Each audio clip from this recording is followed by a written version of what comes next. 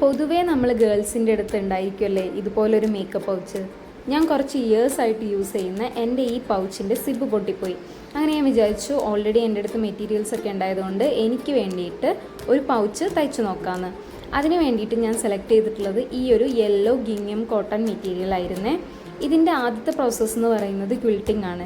ഞാനൊരു heat erasable pen വെച്ചിട്ട് diamond ഷേപ്പിൽ ഇത് വരച്ചെടുത്തിട്ടുണ്ടായിരുന്നു.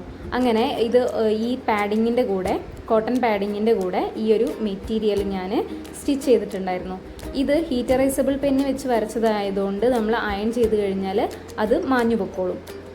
അങ്ങനെ ഇതിൻ്റെ നെക്സ്റ്റ് പ്രോസസ്സ് എന്ന് പറയുന്നത് ഈ മെറ്റീരിയലിൻ്റെ കൂടെ സിബ് അറ്റാച്ച് ചെയ്യലും, അതുകൂടാതെ ഇതിൻ്റെ ഒരു ഇന്നർ മെറ്റീരിയലായിട്ട് ഞാൻ ഈ ഒരു പ്രിൻ്റഡ് ആയിട്ടുള്ള മെറ്റീരിയൽ എടുത്തിട്ടുണ്ട്. ആക്ച്വലി ഇതൊരു 3 ലെയർ ആയിട്ടുള്ള ഒരു പൗച്ചാണ്.